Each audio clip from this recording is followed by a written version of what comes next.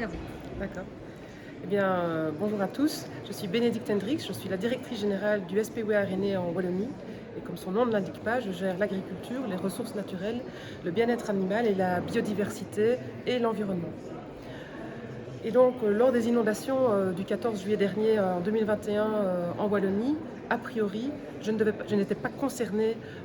ni par mon département, je n'étais pas concernée cet événement. Or, il se fait que vous avez devant vous non seulement quelqu'un qui a dû se transformer en gestionnaire de crise du jour au lendemain, les deux pieds dans la boue, en train de, en même temps, vider sa maison, ou en tout cas d'essayer d'éponger sa maison, parce que j'étais moi-même sous eau et que j'ai perdu ma maison dans cet événement tragique. Et donc je crois qu'en tout cas, il y a une expérience ou quelque chose que je retiens de cette année très éprouvante. Je viens seulement de rentrer dans ma maison après un an de travail, un an de travaux. C'est que, en tant que directrice générale, en tant que haut fonctionnaire de ma région, c'est que nous avons des mécanismes qui permettent de gérer des crises, mais ces mécanismes de gestion de crise ne sont pas nécessairement dans mon administration, mon département. Comme je vous le dis, moi je m'occupe de l'agriculture, de la biodiversité, du bien-être animal, des déchets. Mais il se fait que les mécanismes existent, qu'ils ont fonctionné, mais que nous avons été complètement dépassés par l'ampleur, par les effets dévastateurs de ces inondations, et nous avons été extrêmement démunis. Parce que si les systèmes les systèmes de secours fonctionnent bien, si la police, les militaires, l'armée sait ce qu'elle doit faire, dans une administration centrale remplie de fonctionnaires émérites, experts dans leur métier, eh bien nous avons été quand même fort dépassés par les événements, parce que dès que les eaux se sont retirées, eh bien nous avons été confrontés directement à la prochaine crise, c'est-à-dire comment est-ce qu'on fait pour garantir de l'eau aux citoyens, c'est dans notre mission. Qu'est-ce qu'on fait pour les agriculteurs? Comment est-ce qu'on gère les déchets? Et je crois qu'en France, vous avez vu l'A601 qui est l'autoroute que je prends pratiquement tous les jours pour descendre chez moi. Et donc, il se fait que nous avons été confrontés extrêmement rapidement au fait que nous n'étions pas prêts à gérer l'ampleur des conséquences de la catastrophe. Et ça, je crois que c'est très important que l'on soit élu ou que l'on soit haut fonctionnaire, parce que nous devons travailler main dans la main et qu'il y a beaucoup de choses à faire. Le deuxième enseignement que je retire de ce qui s'est passé, c'est qu'on m'a demandé très vite, dès le lendemain de la catastrophe, de gérer les déchets. On m'a dit, il faut que tu élimines les déchets, sauf que je n'avais ni cadre réglementaire, je n'avais pas nécessairement les moyens financiers pour faire face à la question. Et puis surtout, ça posait de vraies questions en termes de politique publique, puisque l'A601, rien que tous les déchets qui ont été générés par les inondations, génère tellement de déchets qu'on en a pour 10 ans pour les éliminer. Or, nous sommes au bout de 30 ans, ça fait 30 ans qu'on fait de la gestion environnementale des déchets et que nous essayons de sortir de tout au trou, tout à l'enfouissement. Et là, on se retrouve avec une montagne et je n'avais pas anticipé sur cette question-là. Et donc, il faut pouvoir répondre aux élus qui nous disent, les bourgmestres, les maires qui nous appellent et qui nous disent il faut que tu me débarrasses de ces montagnes de déchets, ça va attirer les rats, etc.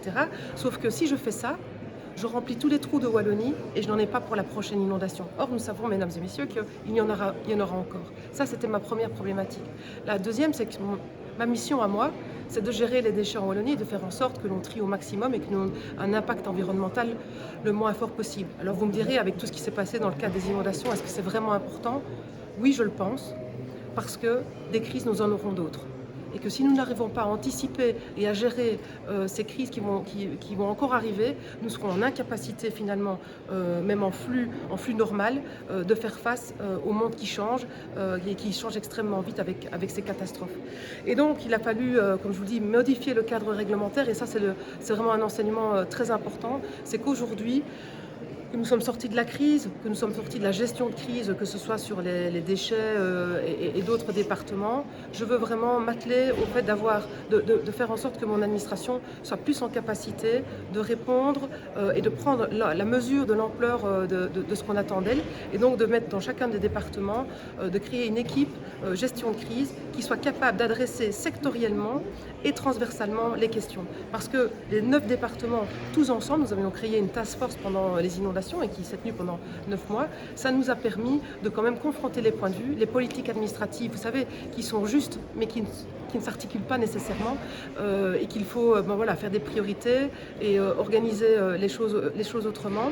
Et ça, c'est le quatrième enseignement, c'est que l'année dernière, cette task force s'appelait inondation et cette année, elle s'appelle sécheresse. Et donc, ça c'est encore un autre enseignement, c'est que maintenant, je crois, ce n'est pas une fois de temps en temps qu'il faut gérer les crises, c'est maintenant très régulièrement et il y en aura toujours une autre. Nous sommes à l'aube d'une autre crise sanitaire, celle de la grippe aviaire. Je vous ai dit que je gérais aussi la faune sauvage. Et donc, peu importe où je regarde, où je pose le regard sur les départements, à partir de mon administration centrale, nous devons anticiper, prévenir et aussi guérir un certain nombre de crises. Et au sein de nos administrations, il y a de l'expertise, il y a de l'expérience et il y a des capacités pour faire face à tout cela. La dernière chose qui est, je pense, très très importante et qui est un enseignement pour moi, c'est le rapport avec les bourgmestres, les maires qui ont été concernés, parce que comme j'étais moi-même sinistrée, comme moi-même j'ai une expérience de la vie politique et qu'aujourd'hui je suis de l'autre côté du miroir et je suis haut fonctionnaire, j'ai vraiment réussi à comprendre l'urgence dans laquelle les maires peuvent se trouver quand ils doivent gérer, trouver un toit pour quelqu'un qui n'a pas de toit, garantir qu'il y aura de l'eau, gérer les déchets, avoir tout le monde sur le dos pour pouvoir faire pallier à toutes les urgences, pouvoir s'appuyer sur une administration qui est capable de comprendre, qui ne répond pas uniquement au cadre réglementaire, qui va payer et c'est pas mon travail, je crois que c'est vraiment très important. Et je crois que là-dessus, on a rendu un très bon service, mais j'ai vraiment aussi compris que c'était très important, très très important, de bien expliquer ce que nous étions en train de faire aux différents maires. Et donc nous avions par exemple une réunion tous les mois, au début toutes les semaines, où on disait voilà où nous en sommes dans la reconstruction des berges, voilà où nous en sommes dans retirer les embâcles de toutes les rivières qui traversent vos villes, voilà où nous en sommes dans la gestion des déchets. Et ça, je crois que les hommes et les femmes politiques qui sont capables d'entendre ça, d'être à la fois dans l'urgence, mais aussi de comprendre qu'on ne peut pas tout, puisqu'ils voient quels sont les moyens disponibles, ils voient comment ça peut fonctionner, ils n'ont pas toujours l'expertise autour d'eux, mais si nous travaillons en bonne articulation, et si surtout nous disons ce que nous allons faire et que nous faisons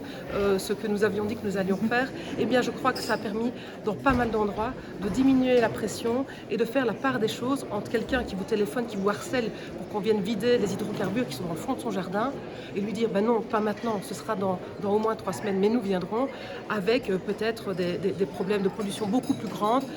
qui passent au-dessus de la tête des gens et c'est normal, c'est moi d'abord, c'est ma maison, mon jardin, mais voilà, les maires sont souvent obligés de faire la part des choses et je crois qu'avec une administration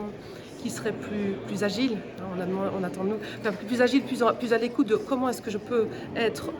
le véhicule d'aide pour les conséquences des inondations, eh bien, en tout cas, c'est le vœu que je formule pour ma propre administration pour les 2 prochaines années, c'est d'être capable d'être un outil assez mobile.